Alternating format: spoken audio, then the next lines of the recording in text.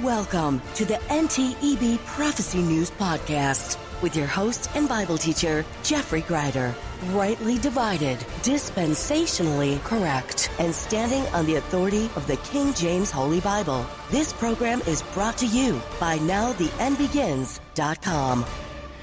And good afternoon, everyone. And if you're in America, happy Labor Day to you on this Labor Day weekend. My name is Jeff Greider. I am the editor-in-chief of NowTheEndBegins.com. And today on the Prophecy News Podcast, we are looking at the revolution that has been decades in the making, building since 2016. And it is absolutely knocking at the door of the structure in which this country is based on and founded on. And the revolutionaries are angry and they're hungry. And they are highly, highly funded. And they have made so much progress over the last 4 or 5 months. I went back into the podcast archives for this show just to see what I've been talking about lately. And it seems like every other show we're talking about the Antifa and Black Lives Matter movement domestic terrorists and all the nasty stuff that they've been doing. And we have to talk about this because people need to take it seriously. There's a lot of people in this country who just kind of roll their eyes and look the other way because it's not touching them where they live right now. And they have this false notion that they're safe. And if that's you, let me just tell you, you're not safe. And this country is literally on fire. It is literally burning. In 48 out of 50 major American cities, there's riots going on right now. They just declared in Portland yesterday, after 100 solid days of protests, they have finally said, okay, we need to declare this a riot. And they're about 97 days overdue for declaring the nonsense and the anarchist tyranny that's been happening in Portland as a riot, because that's what it was from the very beginning, and that's absolutely what it is right now. So let's go to the Lord in prayer and ask for his blessing on today's program.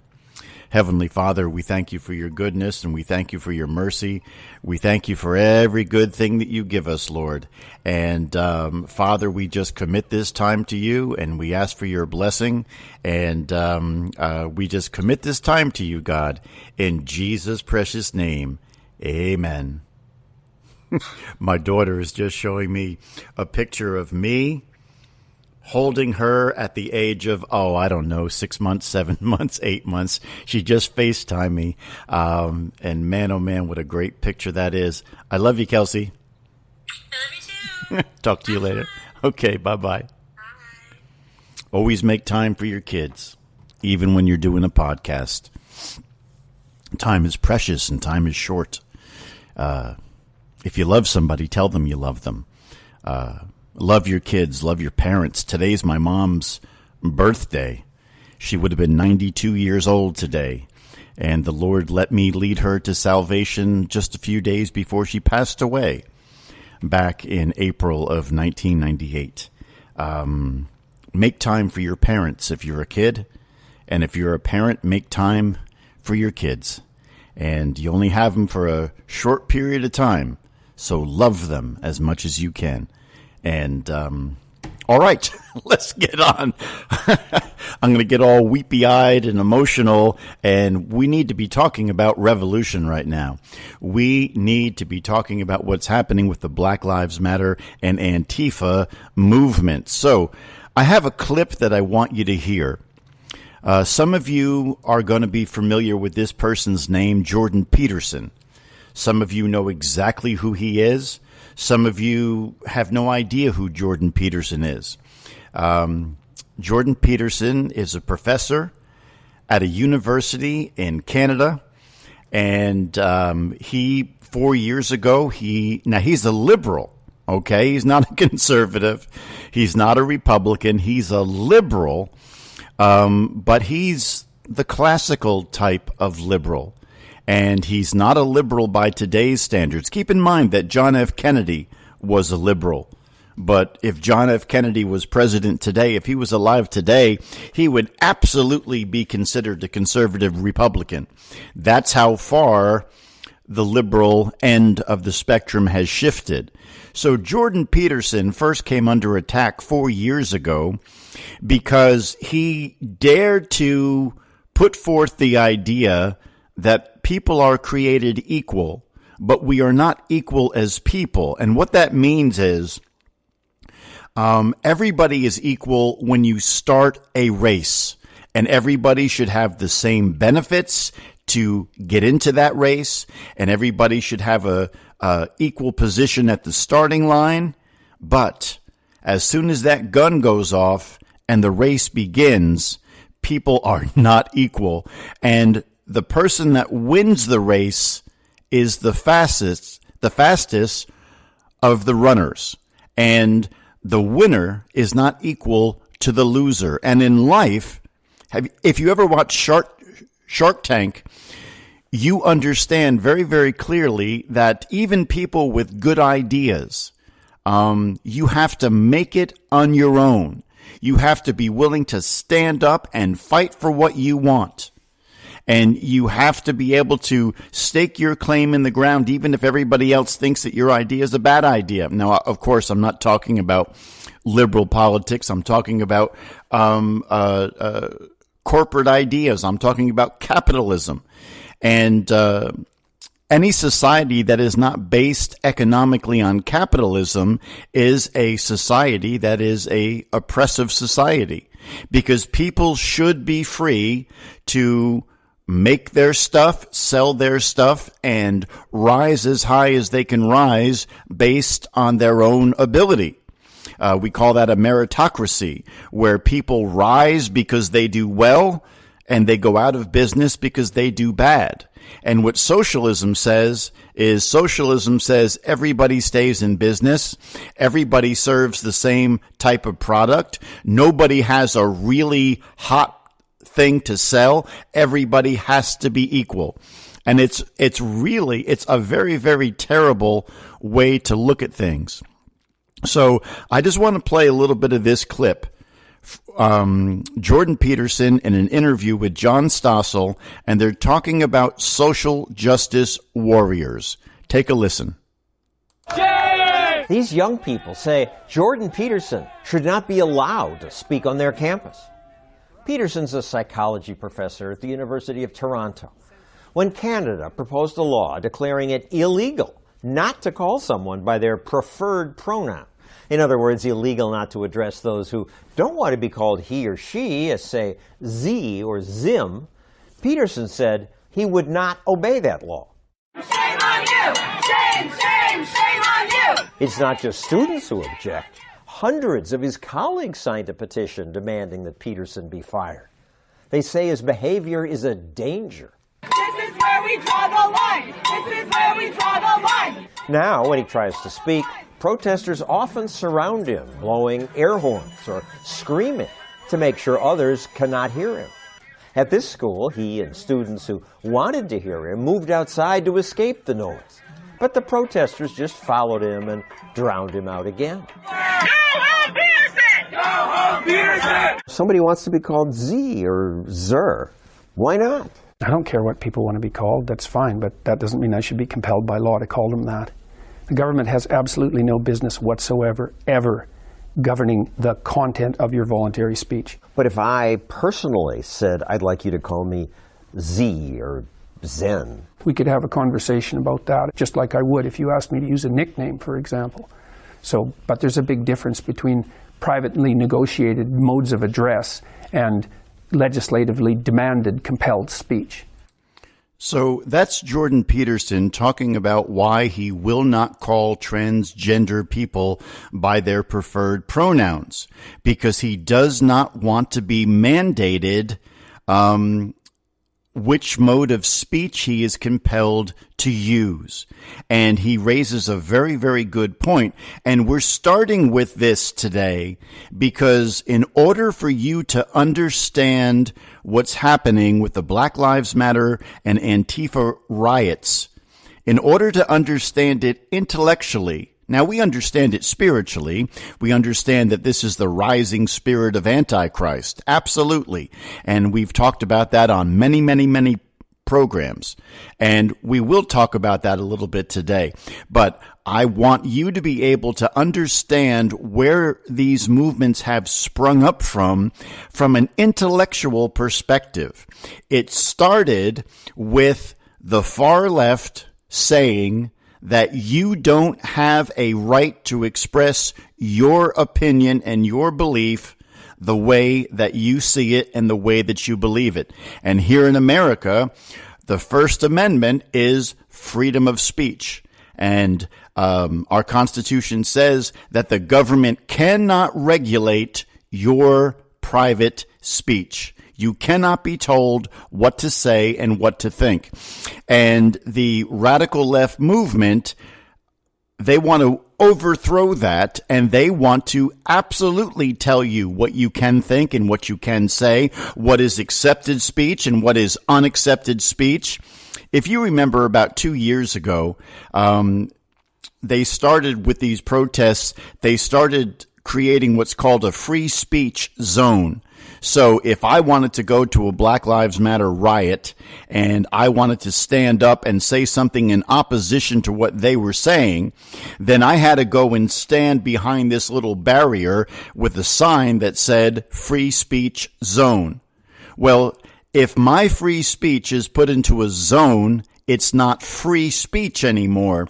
It's now regulated speech.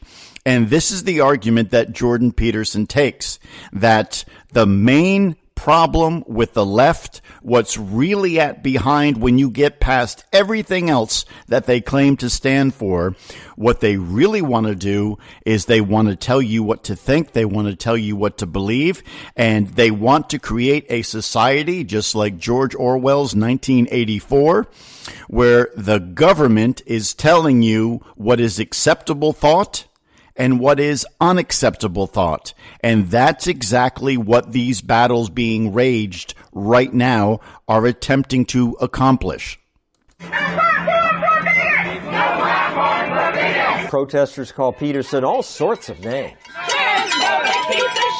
They've called me lots of things. Hitler, that was one. The fact that it has to do with transgender people is virtually irrelevant. The issue is compelled speech. Peterson handles the protesters well. And you look pretty calm while they're screaming at you. Yeah, well, better to be calm. Best to let the unreasonable opposition speak, because they manifest themselves as unreasonable, and then everyone can see it.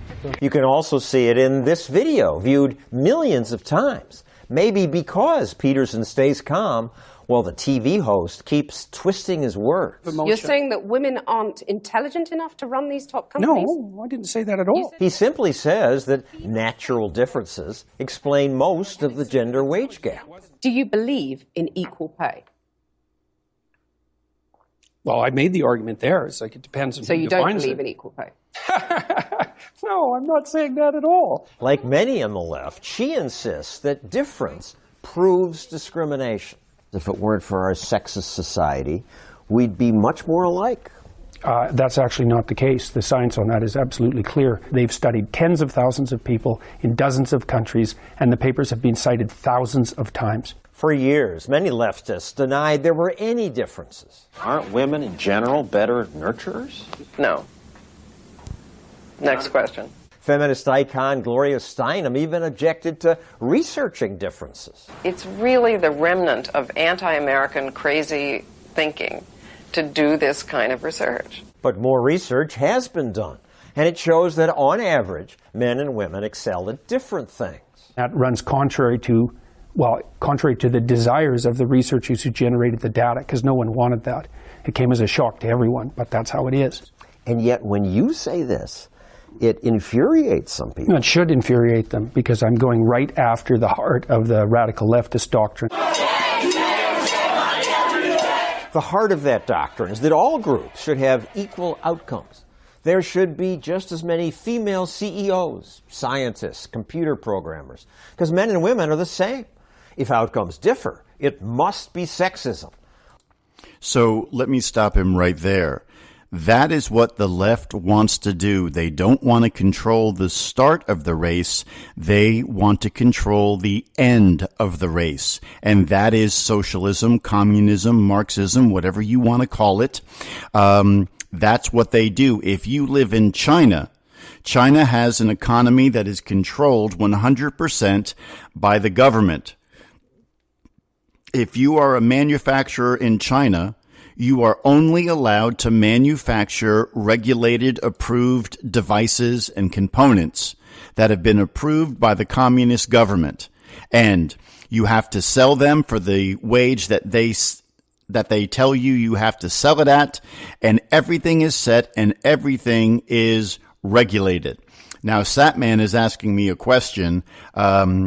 Do I know how Tucker is getting away with what he says on his program when even the Fox News channel is corrupted?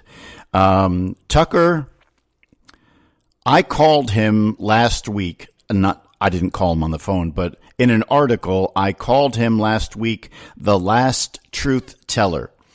And the reason why I called Tucker the last truth teller is because at the level that Tucker Carlson is operating on, he is literally the last one who is making the most sense and telling the most truth. And Sean Hannity's a nice guy. I like Sean Hannity. But you can't compare the show that Sean Hannity does with the show that Tucker Carlson does. Tucker Carlson, if you watch him on a regular basis, Tucker Carlson absolutely goes for the throat, and he doesn't care which side of the fence he's going after. And he really appears to be going after the truth. And for the time being, that makes him controversial. So that means the ratings are very high. So even though the Fox News channel is run by liberals right now, they're not going to kick him off at the moment because he is currently the number one rated talk show on all of cable television. He beats everybody on CNN, MSNBC, ABC, NBC, CBS, and NPR, MSNBC. Nobody beats Tucker on a regular basis. And the reason why people are tuning into Tucker is because he has the guts to tell the truth. And when something is really nasty and it's really scary and it's really stupid, he'll stand up, and it doesn't matter if it's something that happened on the Republican side or the Democratic side. He goes after Trump on a regular basis. And the things that he goes after Trump for, he's not necessarily wrong about. So because of that, and because of the size of his audience, I call him the last truth teller. Just like when I talk about Now the End Begins, and I say that we are just about the only King James only, rightly dividing, dispensationally correct, doctrinally true website with this amount of traffic anywhere in the world. And I racked my brains trying to think of any other Bible teaching, conservative news, Christian website that is King James only, that stands for biblical truth, rightly divided, and is dispensationally correct. As far as I know, we're the only ones at this level. There's a lot of smaller sites that don't get nearly as much traffic, and because of that, they don't have nearly the influence that we do. Now, that's when I call Tucker the last truth teller. He's obviously not the last one telling truth. On Fox News, you have Lou Dobbs, and he's pretty good, and Laura Ingraham. I don't really like her style, but she does some good things, and Jesse Waters is pretty good, and Greg Gutfeld is pretty good, but nobody with the audience that Tucker Carlson has at the top of the heap is telling the truth. He is the last one. And Fox will keep him on for as long as it makes them money. And that's what they're really all about, and they should be, because they're a corporation. And I have no problem with that. But don't expect to see him on forever. If he keeps telling the truth at the level that he keeps telling the truth, and they've already been to his house, Black Lives Matter and Antifa has already been to his house. He's already been forced to move one time. He's already been forced to hire a security team. So keep Tucker Carlson in your prayers. Absolutely. This story here, speaking of Tucker Carlson, here is an article from the Daily Caller website, and that's a website that was started by Tucker Carlson. Many of you may not know that, but the website, the Daily Caller, was started by Tucker Carlson about 10 years ago. But listen to this article that they did today. Democratic Kansas House candidate admits to abusing ex-girlfriend, but says Medicaid for all could have stopped him. So listen to this insane liberal talk about how if we would have Medicaid for all, he wouldn't be abusing his girlfriend.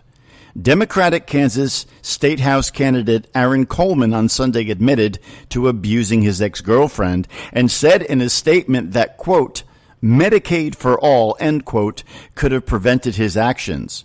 We must strive. Now listen to this. This is the woman beater saying this. We must strive to create a society safe for women, which we currently do not do. He choked and slapped her in December of last year. He physically beat her. He physically attacked her. And he said that he was mad that his ex-girlfriend would not agree to have a threesome with him. So he choked her, slapped her, beat her, and then when he got caught, he says this, we must pass Medicaid for all so people can receive counseling and mental health support based on need for treatment. The ex-girlfriend said, he jumped on top of me, put his hands around my throat, started squeezing and slapping me. Now, he was forced to drop out of his race for the Democratic Kansas State House seat, rightly so. But can you see the level of mental insanity that here you have this Democrat who beats his girlfriend? I mean, he beat her really badly. And then when he gets caught, he says, well, that wouldn't have happened if we have Medicaid for all, and that's why I'm a social justice warrior. Medicaid for all has nothing to do with whether or not somebody beats their significant other, whether it be male or female. That has nothing to do with any government program. That has to do with the fact that you're a sinner and sounds like he's unsaved, and that's what unsaved people do. Lulu just said he sounds like he needs mental health help, and he does.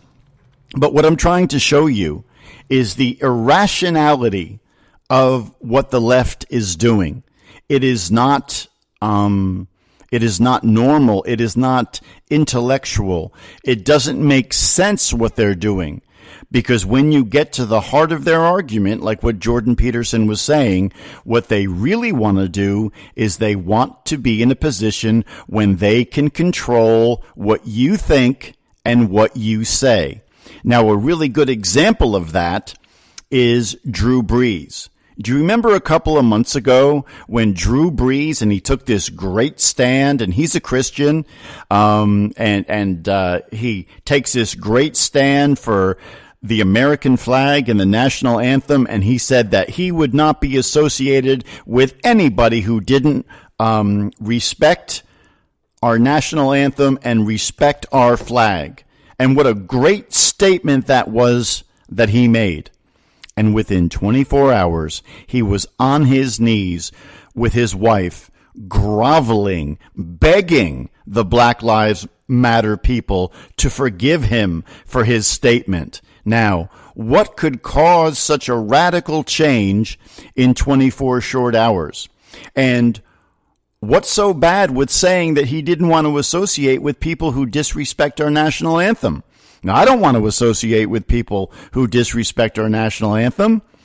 I don't want to associate with people who set the American flag on fire and run it over with their car and urinate and defecate on it and do all these nasty things. Now, we live in a country where we have freedom of speech, and if you want to burn the American flag, well, you have the right to do that. But I'm not going to associate with you.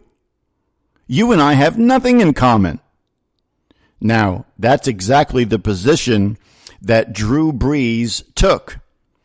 And within 24 hours, he retracted everything that he said, and then he began to grovel and beg.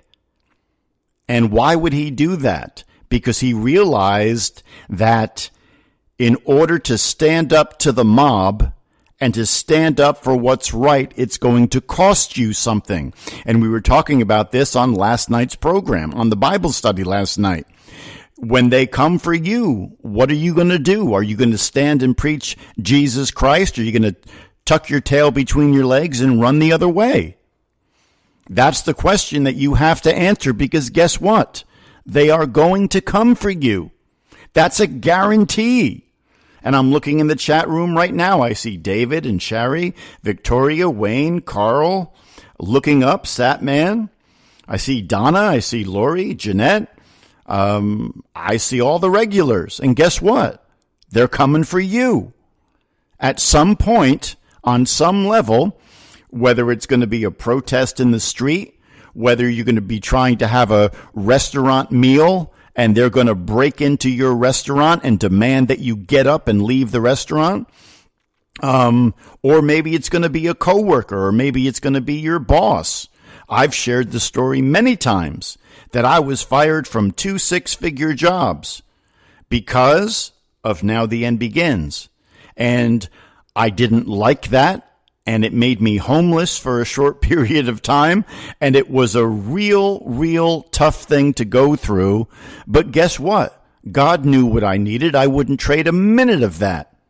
Not one single minute of that. And I have a really good friend of mine, Brother Stephen, one of my street preachers, who said, hey, you can come live with me. And he let me live with him for 4 months. And he prevented me from falling through the cracks and having to go to a homeless shelter. And that was only 6 years ago. But that was part of the price that I had to pay if I'm going to be the editor-in-chief of NowTheEndBegins.com. And the question that I've been asking everybody who says that they're a Bible-believing Christian, and if you tell me that you're a born-again Bible-believing Christian, I'll take you at your word. I have no reason to doubt you unless you give me compelling reason to think otherwise. But if you tell me that you're a born-again Bible-believing Christian, I'm telling you, in the day and age that we live in this year in particular, they're going to come for you. Doesn't matter whether you're male or female. They're going to come for you. Doesn't matter whether you're a senior citizen or you're a teenager or somewhere in between. They're going to come for you. And you need to make peace with that thought right now so that when they do come for you, you're going to stand up and do what? You're going to preach Jesus. That's what you're going to do.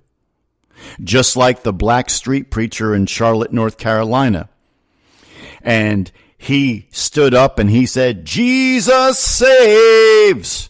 Jesus saves! And hundreds of Black Lives Matter terrorists surrounded him. And they covered him in flour, which is a very racist thing to do. Flour is white. He was a black man. But Black Lives Matter did it to him.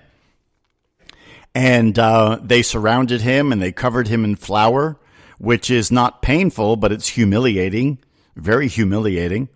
And then they got cans of silly string and they sprayed it all over the top of his head.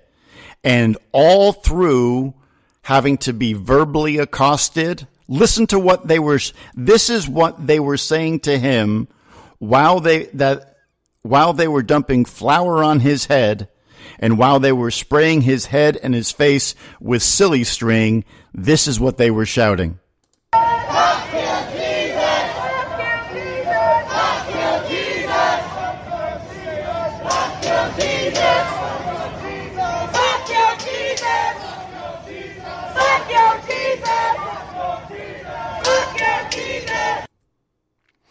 So that's what they were saying to street preacher Sam Bethia in Charlotte, North Carolina on Saturday night. F Jesus, F your Jesus. That's what they were saying to this street preacher as they poured flour on his head and they covered him in silly string. They committed blasphemy to the Savior of the universe. Now, it gets even more disgusting when you realize that the very people who did this act to Sam Bethia, the street preacher, they were the Black Lives Matter rioters who were claiming to stand for racial injustice as they assaulted a black man preaching Jesus Christ. Wrap your head around that. Now do you see why I'm constantly talking about this subject? Because Black Lives Matter and Antifa, they have raised in the last 5 months, get ready for this, they have raised just under $1 billion with a B. LeBron James donated $100 million personally to groups controlled by Black Lives Matter. But worse than that, Black Lives Matter is funded by every major corporation in America just about. And they have an endless supply of money. Can you imagine how much damage that if you were a domestic terrorist and I gave you $500,000, you could do some pretty good damage with $500,000. But then let's just say that you spend that $500,000 and then I give you $5 million. Man, oh man, you could do damage on a whole different level if you were a domestic terrorist and you had $5 million. And then what if I gave you $500 million? How much damage could you do? Now double that, and that's how much funding Black Lives Matter and Antifa and related groups have received in the last 20 weeks of 2020. And that's why they're everywhere. That's why these buses show up in major cities. I have seen the buses with my own eyes. Don't let anybody tell you that that's not true. I have seen it 3 years in a row here in St. Augustine, Florida, when we have, and I've spoken about this before, we have our holiday light show called Nights of Lights. And it was rated 2 years ago by National Geographic as one of the top 10 light shows for the holiday in the entire world. And people come from all over the globe to see the opening night of our Nights of Lights. And for the last 3 years in a row, I have been standing there celebrating the holidays with the most amazingly diverse group of people. If you were to come to our Nights of Lights shows, we probably won't even have one this year with this COVID nonsense. But if you would have been to the one last year, you know what you would have seen? You would have seen 15,000 people in downtown St. Augustine, Florida. And they would have been gay and straight. They would have been black and white. They would have been kids in strollers, teenagers on skateboards. They were Indian, they were Jamaican, they were African, they were American, they were Irish, German, Caucasian, Filipino, mixed race, and everybody swaying back and forth, singing not holiday songs, but Christmas carols. Joy to the world, O little town of Bethlehem. 15,000 people in perfect peace and perfect harmony. The cops are standing around just drinking coffee because there's no real problem. And everybody's relaxed and everybody's different. And it was literally like being in a global festival. There were so many different types of people there. Nobody was offended by Christmas carols. Nobody was offended by singing Joy to the World, talking about the birth of Jesus Christ. And then the buses pulled up. 1 bus, 2 bus, 3 bus. Buses hold what, 70, 80, 90 people? These people began to stream off the bus. And from the second that they set their foot on the ground, they were carrying signs saying, America KKK, and St. Augustine is the most racist city in America. And these agitators, they tried to hijack the entire thing, and the police had to keep them back. Now, that's what they do in every city across America. They go into gatherings where people are calm and peaceful and happy. Portland, Oregon, 15, 20 years ago, was one of the culinary capitals of America. They had so much going on in terms of food and coffee and technology, and it was a very trendy place, and it was a hipster place, and it was a very, very thriving economy. Not now, though. In 2020, Portland, Oregon is a crap hole. It is a third world crap hole where almost every single major business in downtown Portland is covered up with plywood. Homeless everywhere. Junkies shooting up in the street. People defecating on city sidewalks. And that's replicated in Austin, Texas, Seattle, Washington, New York City. Have you gone to Google or YouTube? Have you seen the videos of what downtown New York City, the financial capital of the world, looks like today? It would bring tears to your eyes if you were to see that. And that's exactly everywhere these people go. They bring horror and poverty and misery.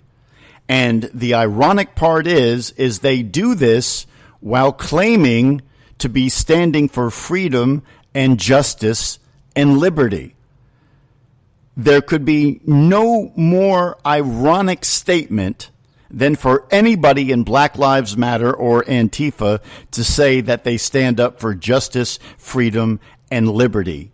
They are the oppressors, is what they are. And they are doing it because they are trying to collapse the American system. Listen to this clip from yesterday.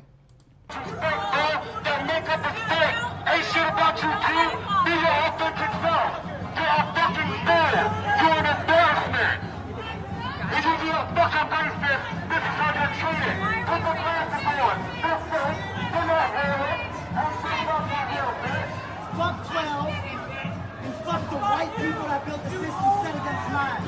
You old dick.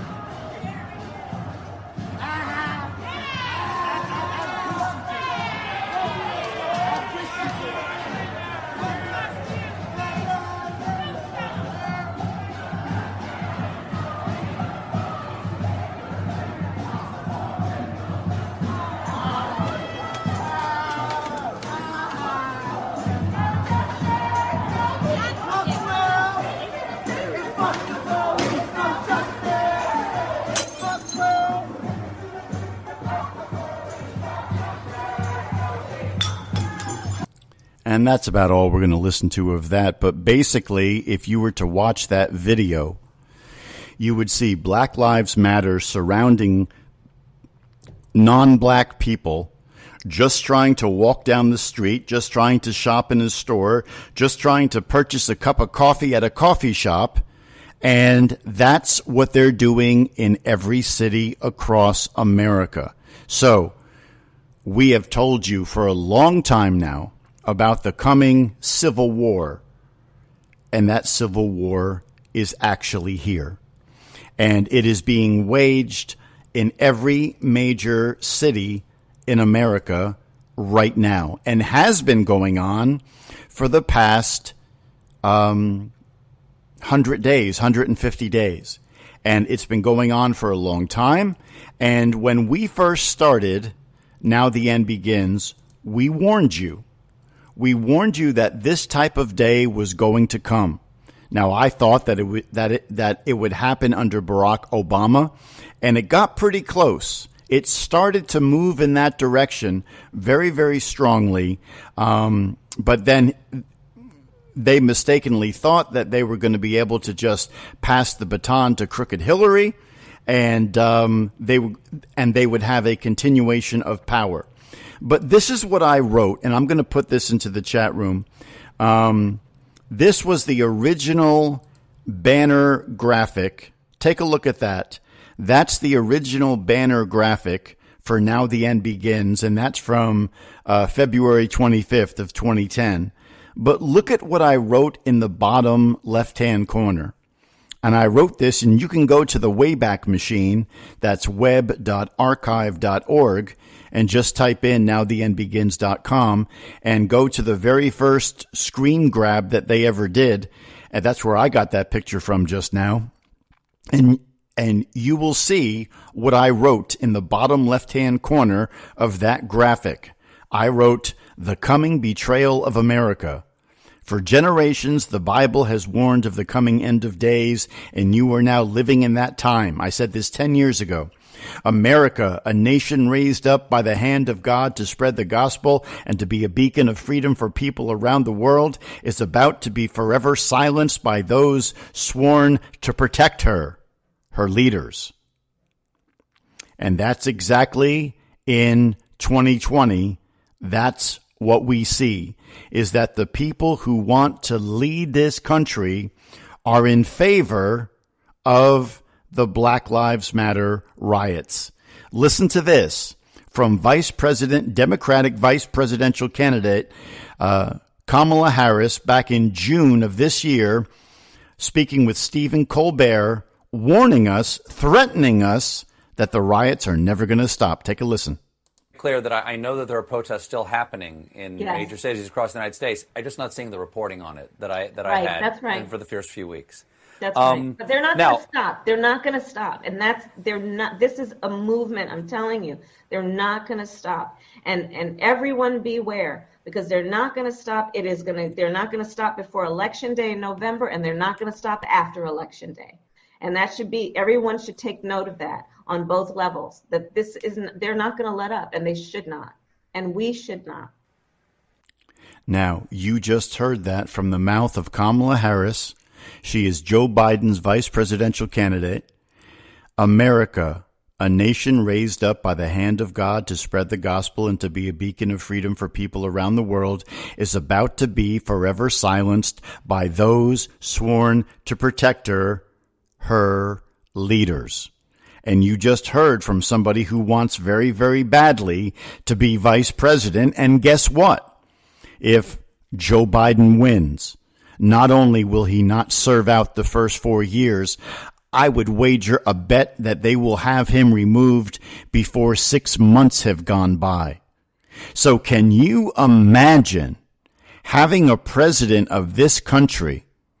And the indignity and the insult of having our first female president be somebody who hates this country as much as Kamala Harris hates America.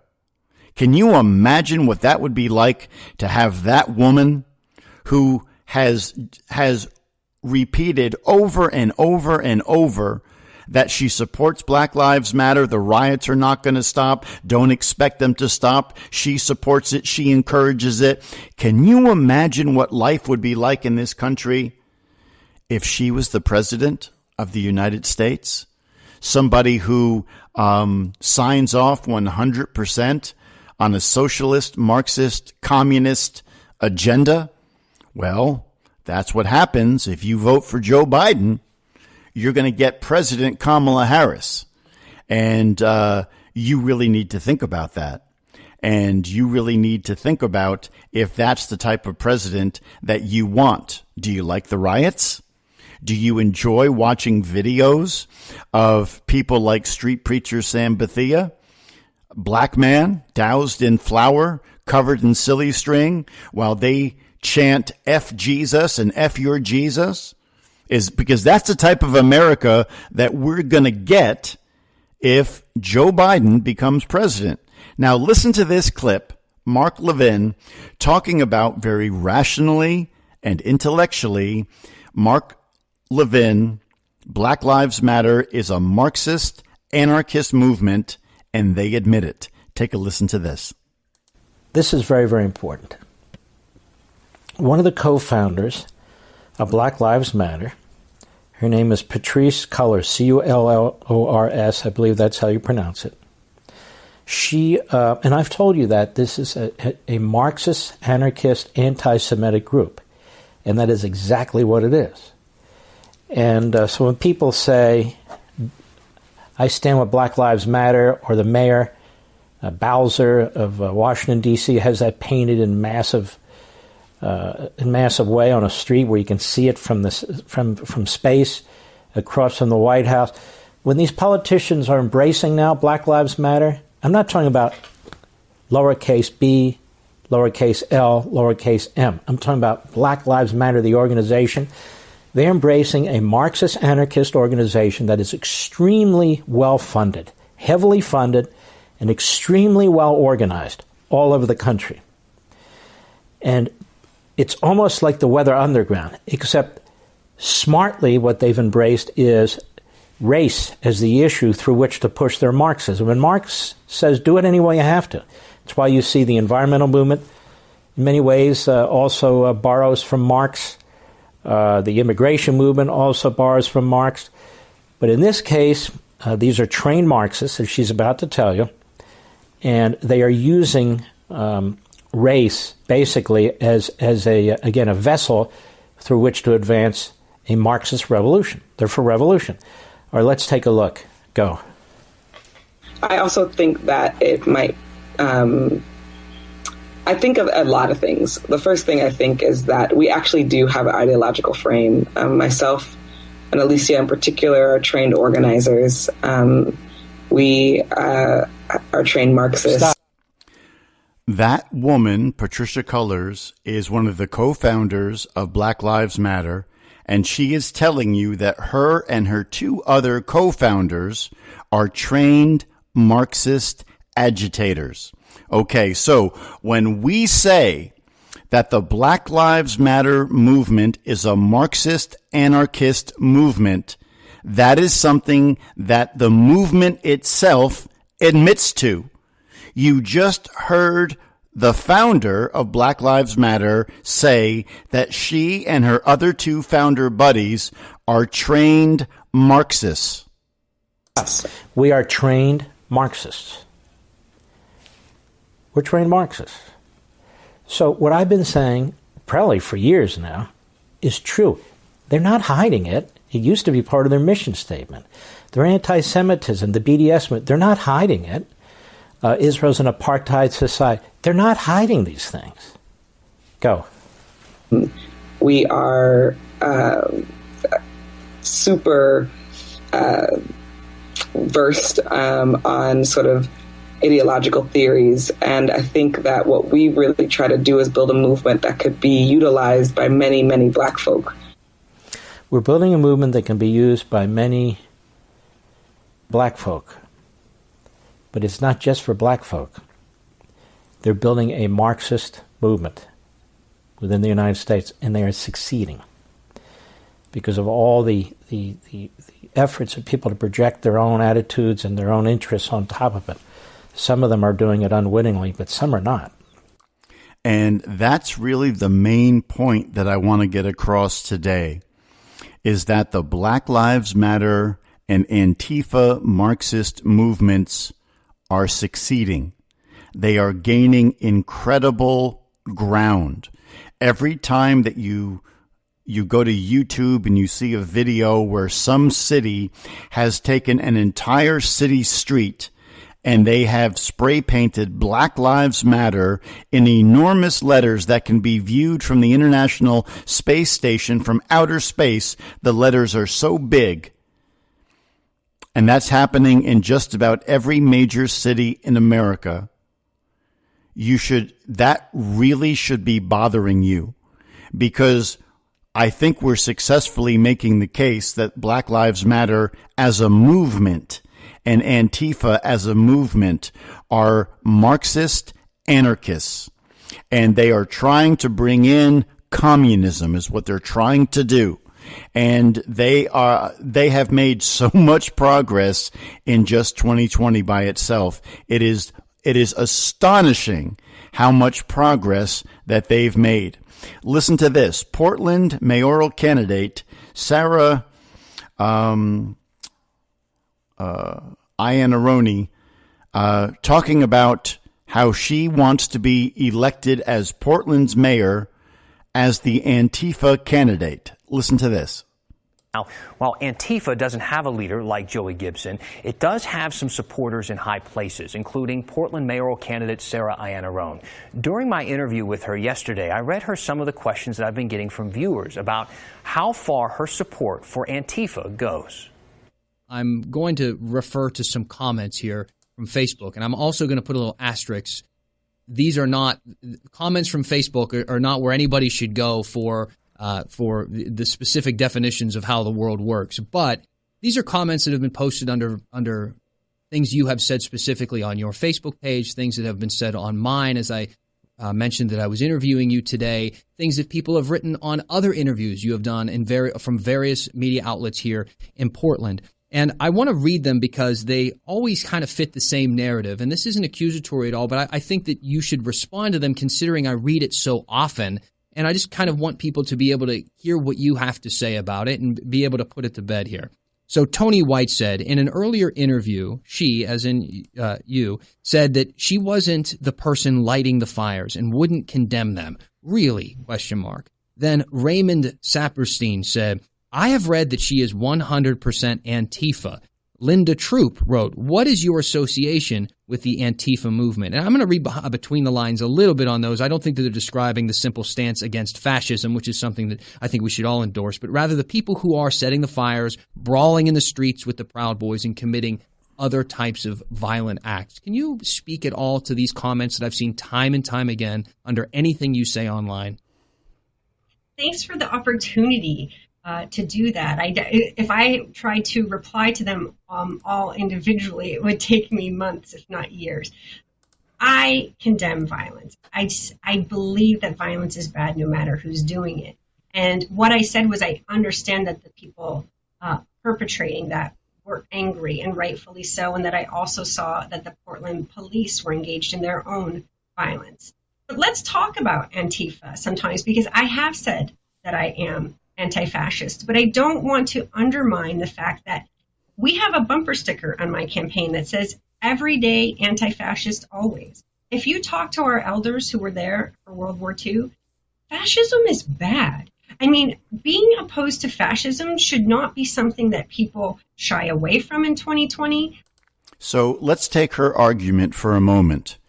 She says that she supports Antifa because they are an anti-fascist movement. And yet, Antifa carries clubs and sticks and knives and guns. They proudly wave the red and black Nazi colors of Nazi Germany from 1933 on their flags. Antifa was started in Nazi Germany by Nazis. And that's where the Antifa movement comes from. So the Nazis were fascists. And in order to get their point across, in order to make progress, what did they do? Hitler would have his brown shirts, and they wore their uniform, and they carried their banners, and they carried their flags, and they marched in the streets by the tens of thousands. Now, why would they do that? To intimidate people, to make people think that there's no way that you can overturn these people. And they claimed control of the entire state nation state of the nation of Germany. Now, I want you to think about that for a second. Adolf Hitler joined the National Socialist Workers' Party in 1920. And in 13 years, his party, the brown shirts, his thugs, were more in number than the entire combined might of the German military. Now, I want you to really, really think about that. In 13 years, Adolf Hitler was able to raise a personal army of his thugs who swore to fight to the death to protect Adolf Hitler. These people were so nasty that when Adolf Hitler finally became dictator in 1935, he began to outlaw the brown shirts because even he was afraid that he wouldn't be able to effectively control those people. So they kind of migrated from being this renegade group to being the Secret Service, which really wasn't much better, but he was able to control them a lot more successfully. But I want you to realize that Adolf Hitler, in 13 short years, was able to raise up an army of agitators that were more in number than the entire German military, and he was able to take control of the entire country. That happened. That is what we learn in school when they teach you about World War II and the greatest generation. My father was part of the greatest generation. But do you see what I'm saying? Adolf Hitler was able to take complete control of an entire nation in 13 years with his own handmade army. And that's exactly what Antifa is doing today. And you hear this woman, this absolutely clueless liberal, saying that the reason why she supports Antifa is because she's against fascism. That is an absolutely asinine statement to make when you consider that Antifa are fascists. When we look at Trump sending unaccountable forces here who were scooping up people into vans, that is something to be scared of. And so when I say something like everyday anti-fascist, what that means to me is that every Portlander should come together to oppose bigotry and hate and exclusion and violence in our city. Now, I agree. People should come together and stand against hatred and bigotry and violence and all those things. Absolutely. There's not a Bible-believing Christian on the face of this earth that wouldn't agree that we need to stand together against hatred and bigotry and violence. That's just common sense and trying to live in a decent society.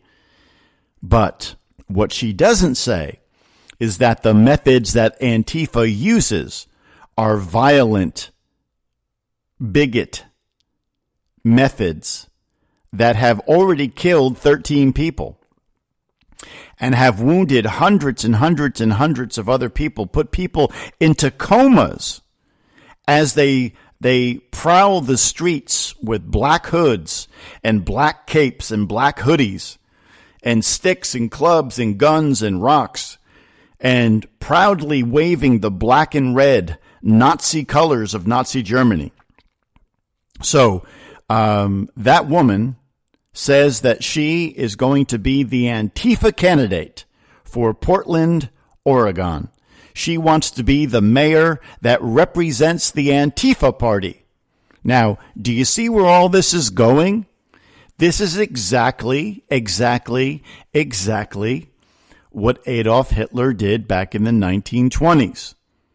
They even put Adolf Hitler in jail for 9 months back in 1925 because he was deemed to be such a threat to the country.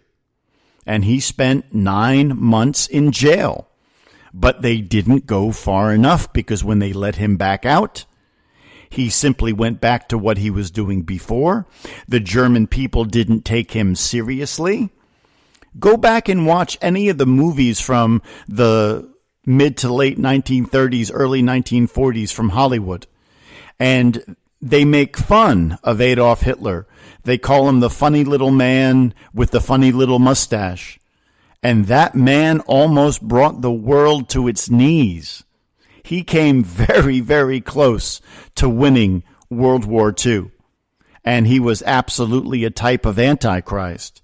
But when you look at the end of Adolf Hitler, and you look at the concentration camps, and you look at the 12 million people, 6 million of which were Jews, who died in the ovens and in the gas chambers. When you look at the 12 million people that Adolf Hitler killed in the concentration camps, when you look at the 55 million people that died in World War II trying to stop this horror from taking over the entire world, and then you realize that it started from one skinny little man who walks into a beer hall and listens to some rabble-rousers, and the spirit of Satan enters into him, and he thinks, wait a second, if I could take all of these rabble-rousers, if I could take all of these people who are unhappy, and if I could find some way to unite them, man, oh man, you know what I would have? I would have an army. And that's exactly what he did. Nobody took him seriously. Nobody, except that one time when they put him in jail, nobody made any real attempts to try and stop him. And with each passing year, he got stronger and stronger and stronger and richer and wealthier and more powerful. So when I tell you that in the last 5 months, Antifa and Black Lives Matter have received nearly $1 billion in donations, that should terrify you. If it doesn't, you're either sound asleep or you're one of them. Because this is exactly how Adolf Hitler started. Don't look at the end of it when he's controlling all of Germany and he's invading Czechoslovakia and Poland and France and doing all this wacky, crazy stuff. What I want you to look at is how he started. And if we were on a timeline, if 1933 is when he becomes chancellor and 1920 is when he steps foot into the beer hall for the very first time, so you have 1920 to 1933, and if I was to pick a spot on that timeline where we are right now with Black Lives Matter and Antifa, I would say that we're right about 1931. That's how close that we are to having these people take over everything. Now, if you're happy with that, if you're willing to live in a country where New York City, Philadelphia, Seattle, Portland, Detroit, Chicago, if you're willing to live in a country that has major cities that are so unsafe that even the police won't go into some of these sections, and all the major businesses are covered up with plywood as they are right now. This is not months ago. This is not. No major city has started to rebuild, and no major city has started to remove the plywood. I told you that I saw that video with Steven Crowder and Alex Jones, and they were walking through Alex Jones' hometown of Austin, Texas. And they were talking about how Austin, Texas, just a couple of years ago, it was one of the music capitals of America, and it rivaled Nashville, Tennessee. And everybody wanted to go to Austin, and everybody wanted to be part of the scene. And they had all these hipster coffee bars and these great food places and all this craft stuff that they were creating. No more. Austin, Texas looks like a third world country. And I watched this video with Crowder and Jones, and they walked block after block. They must have walked a 10-block radius in downtown Austin, Texas. This is last week. And every single store except for every once in a while, a hamburger place was trying to serve burgers and stay in business. But with the exception of that, Austin, Texas is a burned out battle zone. Now, I want you to think about Adolf Hitler, and I want you to think about when he started in 1920. And I want you to think about when he became chancellor in 1933, and then when he became dictator legally in 1935. We are right around 1931, almost at 1932. If the current situation does not change, if somebody doesn't step up and do something, I'm telling you, as sure as I'm sitting here, and as sure as you're listening to me right now, those people are going to win. If they're not stopped, because they are rapidly approaching a critical mass situation. And here's what I mean by critical mass. There was a day when Bill Gates didn't have much money. He was raised in a very wealthy household, and his parents paid all of his bills. But there was a day when he started Microsoft where they used to say that they were so broke as a company that all they ate was pizza and Doritos and Pepsi or something like that. They didn't have any money. And then his mother pulled the strings with IBM, and the CEO took little Billy Gates under his wing, and in a matter of less than 2 years, he becomes one of the youngest billionaires in world history. And it reached the success of his company once the right factors were put in place. He went from being this tiny, nothing little company that had literally no chance of success, and you blink your eyes, and he is the youngest billionaire ever. And here we are 40 years later, and he is still fabulously wealthy and much more powerful than he was 40 years ago. And what happened is that his efforts reached a critical mass situation, and then they began to multiply, and then the multiplication multiplied, and then the multiplication multiplied. And when that happens, in any walk of life, when you reach a critical mass situation, it becomes virtually unstoppable. My dad used to tell me that in America's public schools, they will never teach how close America really came to losing World War II. Now, so much of it, when you talk about D-Day and landing on the beach at Normandy and all that great stuff, that's become like a fable now. That's become like mythology and the all-powerful American army.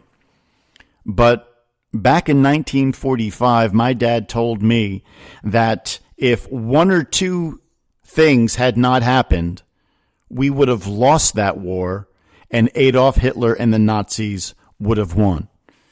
Because Adolf Hitler reached critical mass. He had all the money he needed. He had all the military might that he needed. He began to roll into country after country after country, and he became virtually unstoppable. And then he went from being the man that everybody made fun of to the very personification of evil. You show the picture of Adolf Hitler to this day, it sends chills down your spine. And why?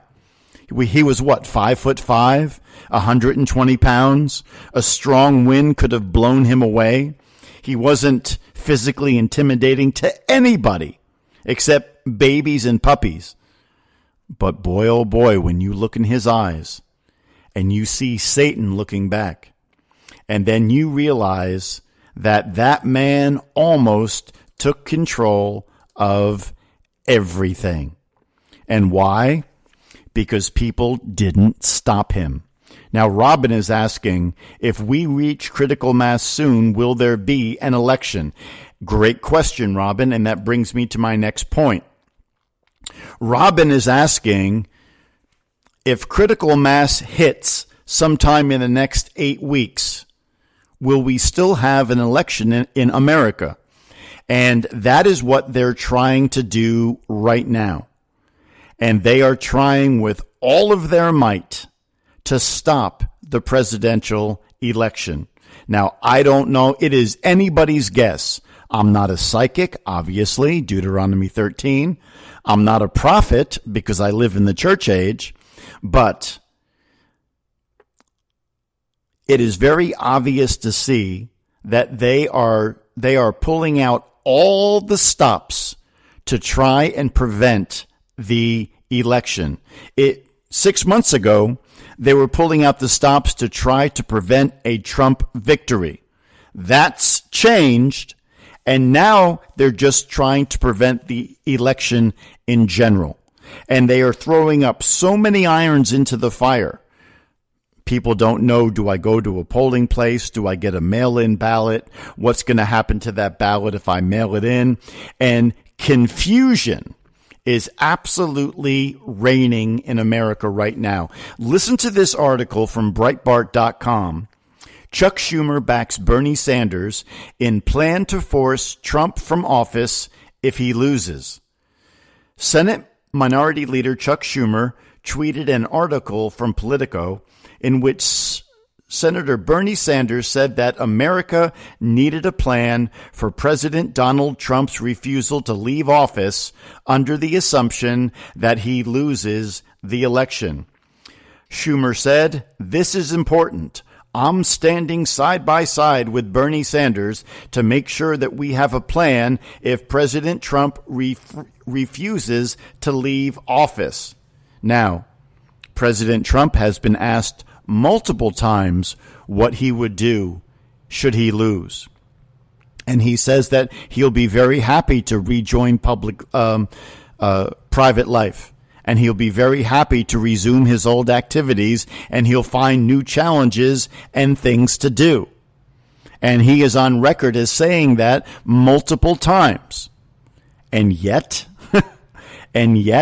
the radical left, they spin conspiracy theory after conspiracy theory, and they are, just like with the Russian collusion, they are creating a situation where they introduce a false narrative, and then they all gather around and they defend the false narrative that they just created. Hillary Clinton is part of this. And she has said repeatedly that we need a plan of what to do if Donald Trump loses and refuses to vacate the White House. And then, with the very same mouth that she said that America needs a plan to deal with what would happen if Donald Trump loses and he refuses to vacate the White House, she then turns around and tells Joe Biden, if you lose, whatever you do, don't concede. Can you see how crazy this is? On one hand, the liberals are accusing Donald Trump that he won't leave if he loses the election. And then on the other hand, they're telling Joe Biden, if you lose, don't leave. Don't concede. Stay in the fight. Fight it every step of the way. Tie it up with lawyers. Now, this is where we're headed. And this is where the battleground is. And where we stand right now, September 7th, 2020, my mom's birthday. She would have been 92 today. Happy birthday, Mom. September 7th, 2020, you have Black Lives Matter, you have Antifa, you have the Sunrise Movement, you have the Democratic Party, you have the Progressive Socialists, you have Ariana Presley, AOC, Rashida Tlaib, Ilhan Omar, Bernie Sanders, Schumer, Schiff, Pelosi. All of these people represent one group. And they are all working on different fronts to accomplish the same agenda. And there's only one question that is left to answer. Will they or will they not achieve critical mass? That's the question that we are asking today. Will they or will they not achieve critical mass? Now take a listen to this. Riots declared in southeast Portland after 100 nights of protests take place in the city. Listen to this. Tonight, protesters are back on the streets. You're looking live right now in southeast Portland from Air 12. Police are trying to keep a group from marching to the East Precinct. We have seen fires and people throwing things at officers. Fox 12's Drew Marine is at tonight's protest and gives us a recap of the events marking 100 days of protests. Drew? Yeah, Camilla, right now we're in front of Ventura Park where the protesters are regrouping after being dispersed. They originally started here at the park about 300 to 400 people deep. They started to march here on Stark Street, but there was a police line that met them just down the road here, and they would not let anyone through because the plan was they were going to be marching to the East Precinct. And that's when we saw a very dramatic scene. Police were there, like I mentioned, waiting for the protesters and gave several warnings before using pepper balls on the crowd. And in return, protesters used what we saw was 3 Molotov cocktails thrown and exploded onto the street in front of police. Yeah, so there you have these peaceful protesters, and all they want to do is they want to protest racial injustice. And what are they doing? They're mobbing, looting, burning, rioting, raping. They're throwing Molotov cocktails at the police. That's the peaceful protesters. We did see when those Molotov cocktails were thrown, somebody's shoe was caught on fire. They had to stop, drop, and roll in order to try and get that out. They eventually took their shoe off, and volunteer medics helped him out there. And then at that point, police rushed the crowd again, used tear gas. Right now, the group is dispersed into several small groups, and at this point, we're not really sure where they're going. But it was a dramatic scene out there. There was fireworks as well as those Molotov cocktails. Some of those fireworks were set off right in front of us, so close that embers hit my arm. And now, like I mentioned, the group is trying to figure out where they're going to go next because police are trying to prevent them from going to the East Precinct. I've seen at least 3 arrests so far, and I'm not sure if there's been more, but of course we'll provide updates throughout the night with this group.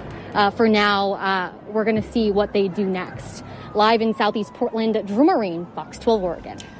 Drew, thank you. And we've got another crew in the general area as well, closer to the front end of that group that was moving through southeast Portland. Fox 12's Bridget Chavez joins us live now. And Bridget, what are you seeing where you are? Well, we just saw a group being taken down this way on a van. There's a bunch of officers on that van heading down Stark this way. You can see police lights there, too.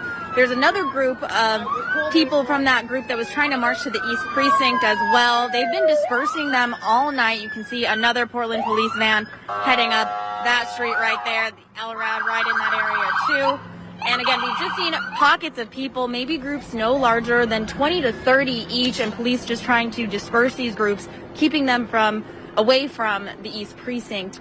It looks like, for the most part, a lot of these groups are trying to figure out what they're going to do next because their original plan was to head to the East Precinct. And police did declare a riot a little over an hour ago. Again, they're telling people to stay out of the streets. For the most part, what we're seeing here is people are staying on the sidewalk, but multiple police units in the area. And again, we'll keep you updated as we get more information. Back to you.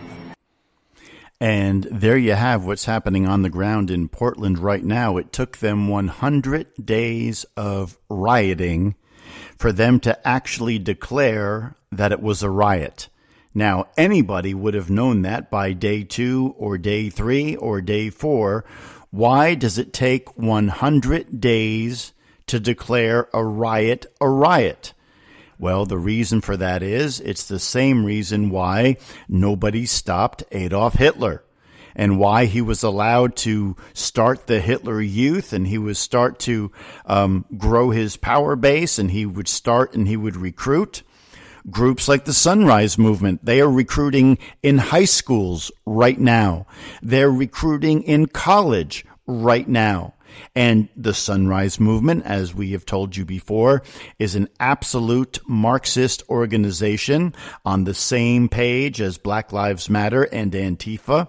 And they're taking care of the young adult market, and they're taking care of the teenage market. And Black Lives Matter is appealing to race-baiting radicals and Antifa. And it's funny because most of Antifa is made up of white people. Most of Black Lives Matter is made up also of white people. If you're looking for something to do the next time it's raining out and you're bored and you don't know what to do, why don't you go to YouTube and start watching videos of Black Lives Matter demonstrations?